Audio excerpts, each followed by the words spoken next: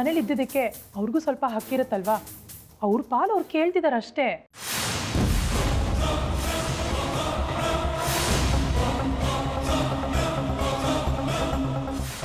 ಆರ್ತಿ ಅತ್ತೆ ಅದಕ್ಕೆಲ್ಲ ಒಪ್ಪಲ್ಲ. ಅತ್ತೆ ಕತ್ತೆನೆಲ್ಲ ಇಟ್ಕೊಂಡು ಸಾಕಕ್ಕೆ ನಾನೇನು ವೆಟರ್ನರಿ ಹಾಸ್ಪಿಟಲ್ ಸಂಸಾರ ಮಾಡ್ತಾ ಇದ್ದೀನಿ. ನಾನು ಆದಿನ ಮದುವೆ ಆಗ್ತಾ ಇರೋದು ಯಾಕೆ ಗೊತ್ತಾ? ಇದನ್ನ ನನ್ನ ಆಟಕ್ಕಾಗಿ ಬಳಸ್ಕೊಳ್ಳೋದಕ್ಕೆ. ನಾನು ಬದುಕು ತೋರಿಸ್ತೀನಿ, ನೋಡ್ತಾ ಇರು. ನಿಮಗೆ ದುಡ್ಡಿನ ಸಮಸ್ಯೆ ಇದೆ, ದಯವಿಟ್ಟು ಇದನ್ನು ತಗೊಳ್ಳಿ.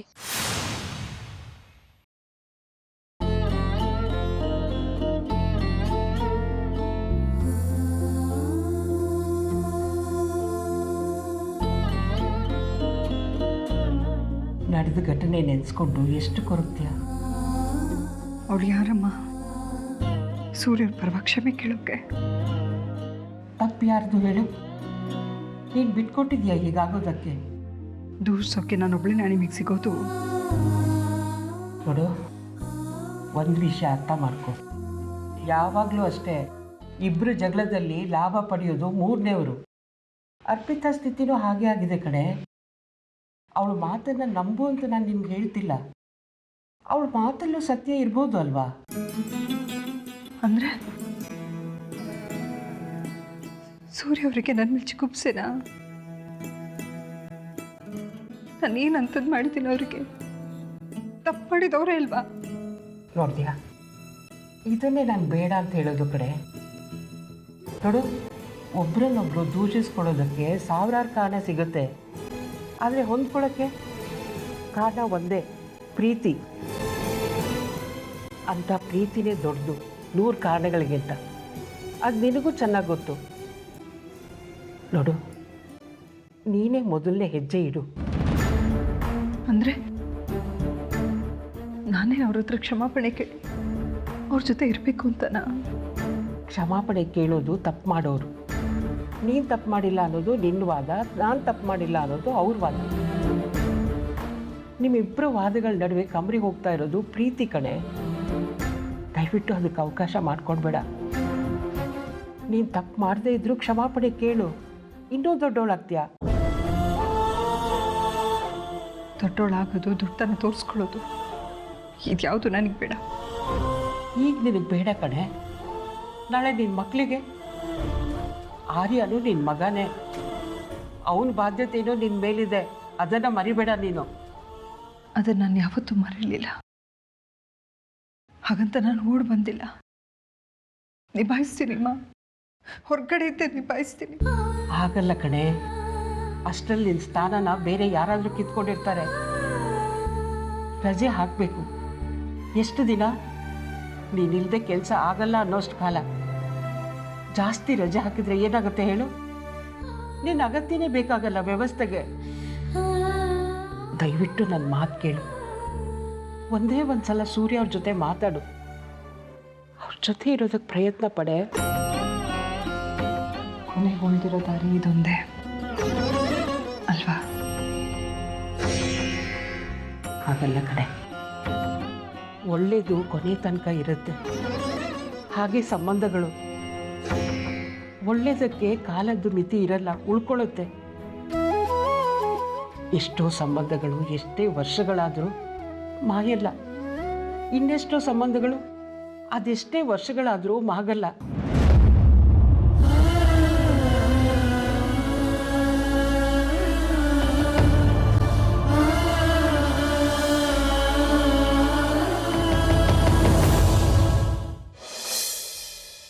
ನಮಸ್ಕಾರಮ್ಮ ಸರ್. ನೀವು? ಸೂರ್ಯ ಸರ್ ಬರೋಕೆ ಹೇಳಿದ್ರು, ಅದಕ್ಕೆ ಬಂದೆ. ಸೂರ್ಯನಾ? ಹೌದು, ನಾನೇ ಬರೋಕೆ ಹೇಳಿದ್ದು. ಬನ್ನಿ ಸರ್.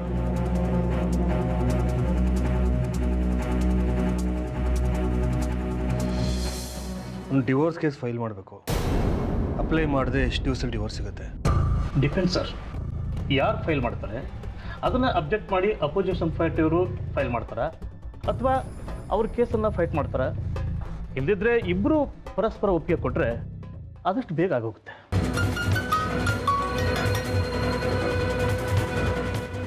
ನನಗನ್ಸುತ್ತೆ ಎದುರಿನ ಪಾರ್ಟಿಯವರು ಆರಾಮಾಗಿ ಸೈನ್ ಮಾಡ್ತಾರೆ ಅಂತ.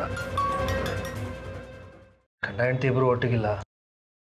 So please Ranjit, please.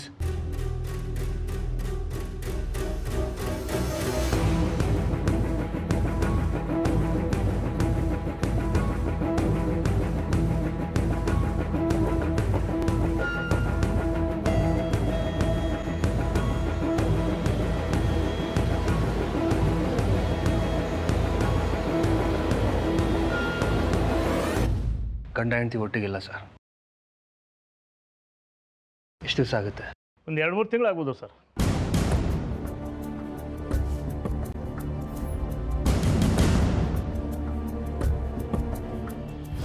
ಬೇಗ ಆದರೆ ಉತ್ತಮ. ಗಂಡ ಹೆಂಡತಿ ಡೀಟೇಲ್ಸ್ ಕೊಡಿ, ಪ್ರಯತ್ನ ಪಡ್ತೀನಿ.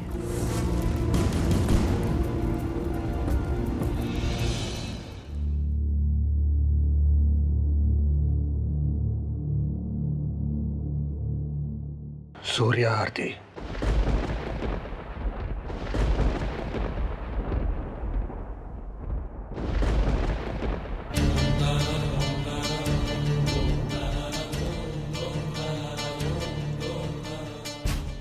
ಪ್ರೊಸೆಸ್ ಶುರು ಮಾಡಿ.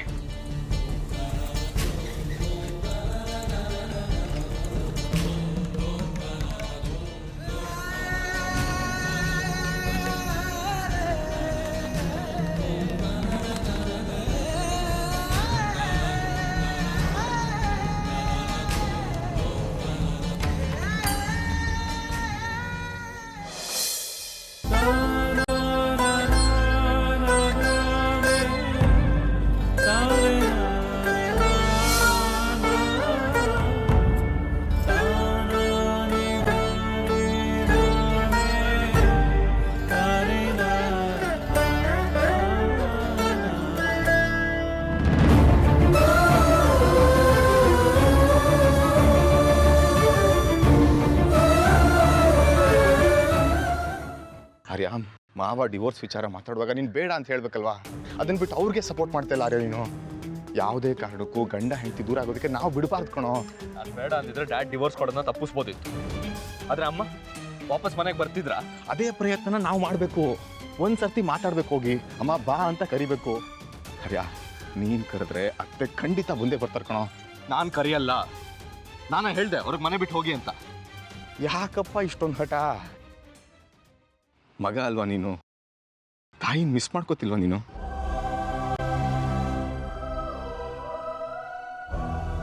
ಮಗ ಆದವನು ತಾಯಿನ ಮಿಸ್ ಮಾಡ್ಕೊಳ್ದೆ ಇರ್ಬೋದು.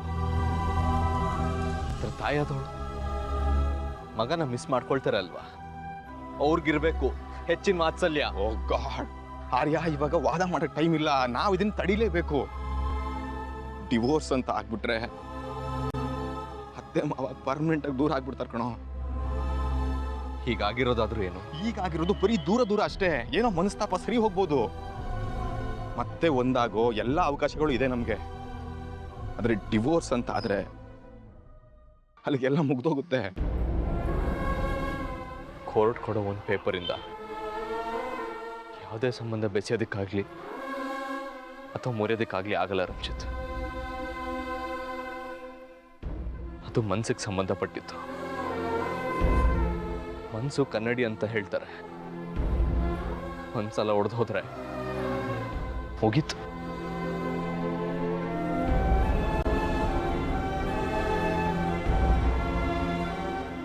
ಅತ್ತೆ ಹತ್ರ ಒಂದ್ಸರ್ತಿ ಮಾತಾಡು ಆರ್ಯ. ಇದಕ್ಕೆ ಕೈ ಮುಗಿದು ಕೇಳ್ಕೊತೀನಿ ಕಣೋ, ಪ್ಲೀಸ್ ಒಂದ್ಸರ್ತಿ ಮಾತಾಡು. ಮಾತಾಡೋದಕ್ಕಷ್ಟೇ ಅಲ್ಲ,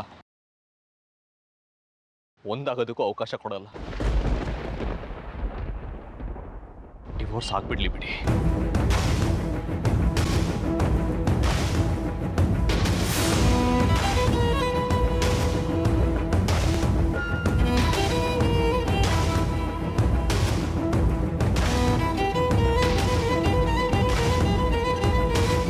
ತಪ್ಪು ಮಾಡ್ತಿದ್ಯಾ ಆರ್ಯ, ತಪ್ಪು ಮಾಡ್ತಿದ್ಯಾ ಕಣೋ ನೀನು. ಪ್ಲೀಸ್ ನೀನು ಮಾವನಿಗೆ ಸಪೋರ್ಟ್ ಮಾಡಬೇಡ ಕಣೋ, ಪ್ಲೀಸ್. ಡಿವೋರ್ಸ್ ಅನ್ನೋ ವಿಷಯ ನಾನು ಅವ್ರ ತಲೆಗೆ ಬಿತ್ತಿಲ್ಲ. ಕೊಡಬಹುದೋ ಇಲ್ವೋ ಅಂತನೂ ಡ್ಯಾಡಿ ನನ್ನ ಕೇಳಲಿಲ್ಲ. ಪ್ಲೀಸ್ ಈ ವಿಷಯದಲ್ಲಿ ಆರೋಪನ ನನ್ನ ಮೇಲೆ ಹೊರಿಸ್ಬೇಡಿ. ಎಲ್ಲದಕ್ಕೂ ಕೊನೆ ಅನ್ನೋದು ಇದ್ದಿದ್ದೆ. ಇದೆಲ್ಲ ಯಾವತ್ತೂ ಮುಗ್ದೋಗ್ಬೇಕಿತ್ತು. ಅಪ್ಪ ಅಮ್ಮನ ಸಂಬಂಧಕ್ಕೂ ಈಗ ಕೊನೆ ಬಂದಿದೆ.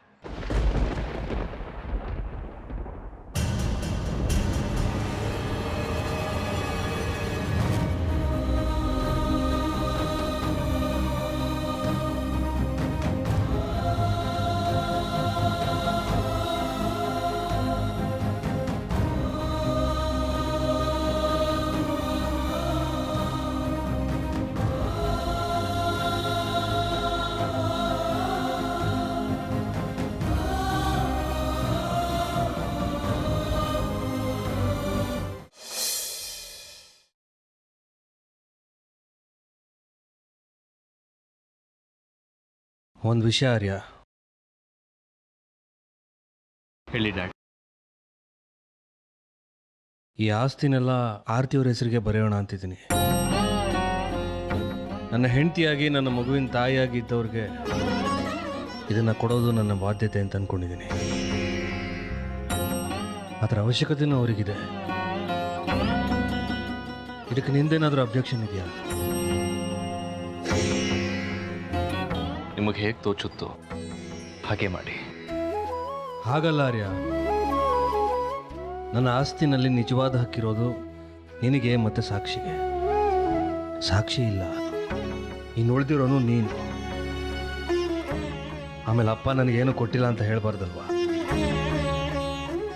ನಾನು ನನ್ನ ತೋಟದ ಮನೆಗೆ ಹೊರಟೋಗ್ತೀನಿ. ಅಮ್ಮ ನನ್ನ ಜೊತೆ ಬರ್ತಾಳೆ ಅನ್ನೋ ನಂಬಿಕೆ. ಬರಲಿಲ್ಲ ಅಂದರೂ ಏನು ಮಾಡೋಕ್ಕಾಗಲ್ಲ.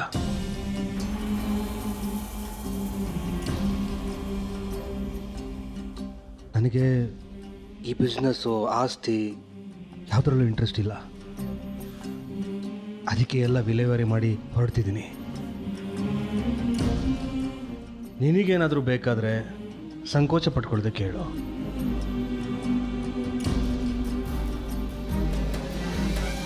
ನನಗೆ ವಿದ್ಯೆ ಕೊಟ್ಟಿದ್ದೀರಾ,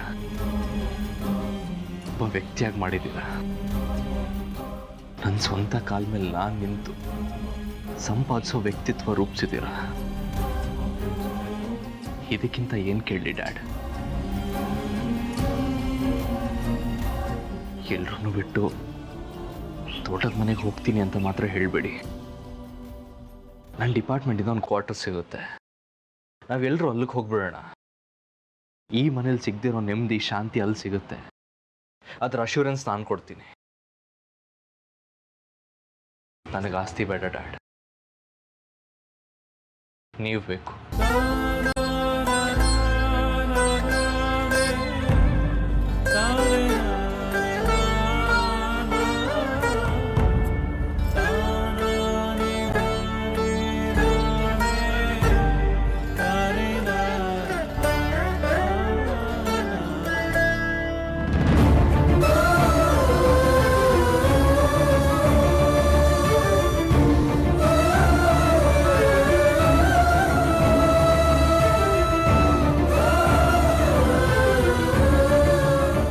ನಿರೋಷ, ನೀನು ಮಾಡ್ತಿರೋ ಕೆಲಸಕ್ಕೆ ತುಂಬ ದೊಡ್ಡ ಬೆಲೆ ತೆರಬೇಕಾಗುತ್ತೆ. ನೀನು ಬಂದಿದ್ದನ್ನೆಲ್ಲ ಎದುರಿಸಕ್ಕೆ ನಾನು ಸಿದ್ಧವಾಗಿದ್ದೀನಿ.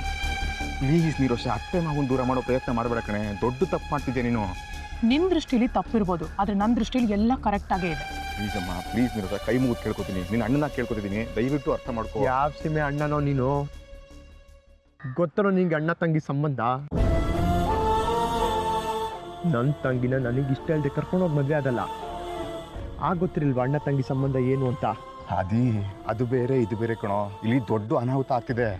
ಯಾರು ಅರ್ಥ ಮಾಡ್ಕೋತಿಲ್ಲ ನನ್ನ. ನೋಡು, ಅತ್ತೆ ಮಾವ ಇಬ್ರು ದೂರ ಆಗಬಾರ್ದು. They are made for each other. ನನ್ನ ತಾಯಿಗೆ ಯಾವ್ದು ಬೆಸ್ಟ್ ಅಂತ ನನಗೆ ಚೆನ್ನಾಗಿ ಗೊತ್ತು. ಈ ತಂಗಿ ಅತ್ತೆ ಡ್ರಾಮನೆಲ್ಲ ಬಿಟ್ಟು ಹೊಡ್ತಾ ಇರೋ. ನಿರೋಷ ಪ್ಲೀಸ್ ಅಮ್ಮ, ನೀನಾದರೂ ಆದಿಗೆ ಹೇಳು. ಅವನಿಗೆ ಇದನ್ನೆಲ್ಲ ತಾಳ್ಮೆಯಿಂದ ಕೇಳೋ ವಿವೇಚನೆ ಇಲ್ಲ.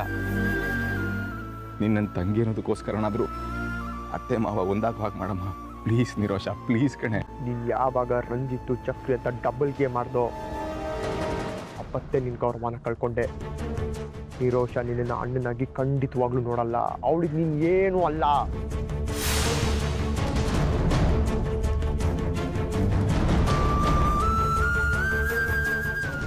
ನಿರೋಷ ಪ್ಲೀಸ್ ಕಣೆ. ಆದಿ ಹೇಳ್ತಾ ಇರೋದು ಕರೆಕ್ಟಾಗೇ ಇದೆ. ನೀನು ನನಗೆ ಅಣ್ಣನೂ ಅಲ್ಲ, ನಾನು ನಿನಗೆ ತಂಗಿನೂ ಅಲ್ಲ. ಆ ಸಂಬಂಧ ಯಾವತ್ತೋ ಮುಗಿದೋಯ್ತು. ನೆಮ್ಮದಿಯಾಗಿರೋ ನಮ್ಮ ಮಧ್ಯೆ ಬಂದು ಪದೇ ಪದೇ ಅಶಾಂತಿ ತುಂಬಬೇಡ. ಮತ್ತೆ ನಿನ್ನ ಮುಖ ನೋಡೋಕ್ಕೆ ನನಗಾಗಲಿ ಆದಿಗಾಗಲಿ ಇಷ್ಟ ಇಲ್ಲ.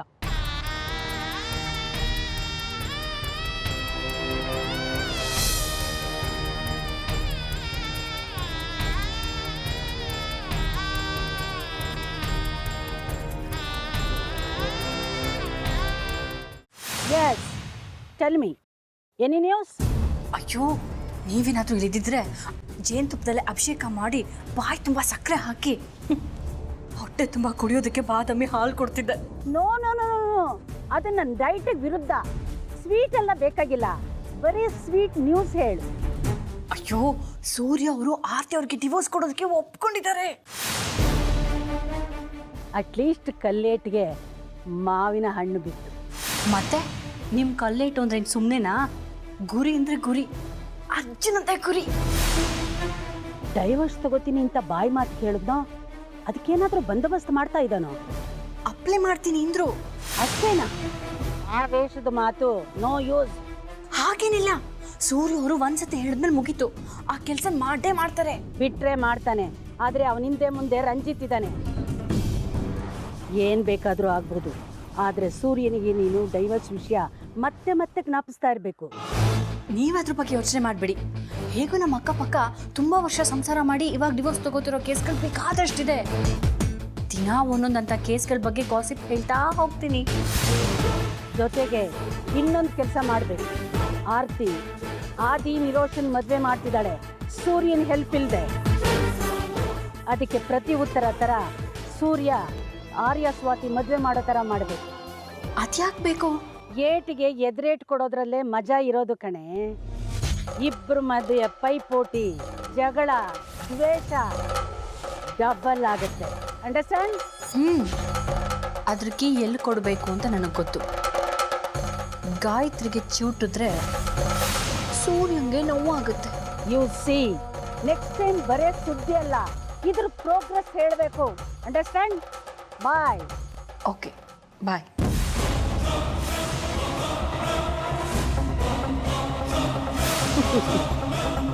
ಸೂರ್ಯ, ಮುಗೀತು ಕಣ ನಿನ್ನ ಕತೆ.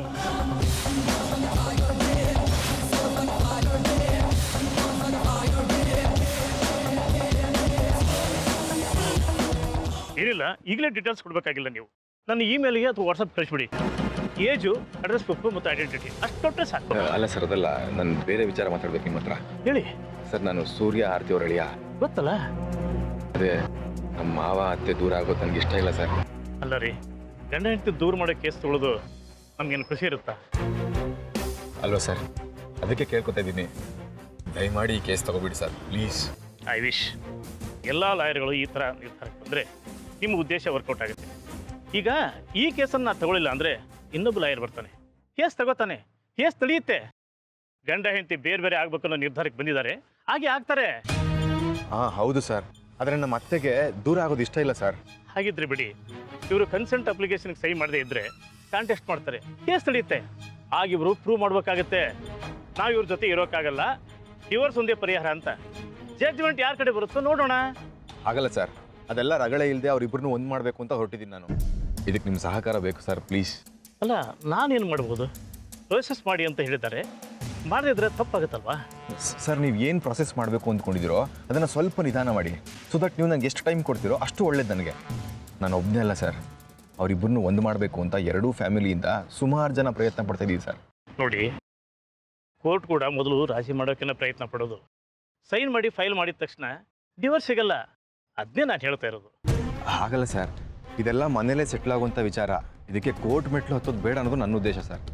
ಅಲ್ಲ, ನಿಮಗೆ ಚೆನ್ನಾಗಿ ಗೊತ್ತಿರುತ್ತೆ ಸೂರ್ಯ ಅವ್ರು ಎಂಥ ಮನುಷ್ಯ, ಎಂಥ ಫ್ಯಾಮಿಲಿ ಅವ್ರದ್ದು ಅಂತ. ಆರ್ತಿಯವ್ರ ಬಗ್ಗೆ ಕೂಡ ಜನರಲ್ಲಿ ಒಳ್ಳೆ ಒಪಿನಿಯನ್ ಇದೆ ಸರ್. ಅಂಥವ್ರು ಕೋರ್ಟ್ ಮೆಟ್ಲು ಹತ್ತೋದು ಬೇಡ ಅಲ್ವಾ ಸರ್, ಅಲ್ವಾ? I completely agree with you young man. I wish ನೀವು ಈ ಕೆಲಸದಲ್ಲಿ ಸಕ್ಸಸ್ ಆಗಲಿ ಅಂತ ನಾನು ಕೂಡ ಬೇಕು. ಆದರೆ ನಾನೊಂದು ಸಣ್ಣ ಸಹಾಯ ಮಾಡ್ಬೋದು ಅಷ್ಟೇ. ಈ ಕೇಸನ್ನು ನಾನು ಹೋಲ್ಡ್ ಮಾಡ್ಬೋದೇ ಹೊರತು ಕಂಪ್ಲೀಟ್ ಪ್ರೋಸೆಸ್ಸನ್ನು ನಿಲ್ಲಿಸೋಕ್ಕಾಗಲ್ಲ. ದಯವಿಟ್ಟು ಅಷ್ಟು ಮಾಡಿ ಪುಣ್ಯ ಕಟ್ಕೊಳ್ಳಿ ಸರ್, ತುಂಬ ಹೆಲ್ಪ್ ಆಗುತ್ತೆ ನಮಗೆ. ಆಲ್ ರೈಟ್, ನಾ ಎರಡೂ ಕಡೆ ಪೇಪರ್ಸ್ನ ರೆಡಿ ಮಾಡಿರ್ತೀನಿ, ಆದರೆ ಡಿಸ್ಪ್ಯಾಚ್ ಮಾಡಿರಲ್ಲ. ನೋಡೋಣ, ಇದು ಯಾವುದು ಇಲ್ದೇ ಅವರಿಬ್ಬರು ಒಂದಾಗ್ತಾರೆ ಅಂದರೆ ನನಗೆ ಕೂಡ ಖುಷಿನೇ. ಗುಡ್ ಲಕ್ ಮ್ಯಾನ್, ಬರ್ತೀನಿ.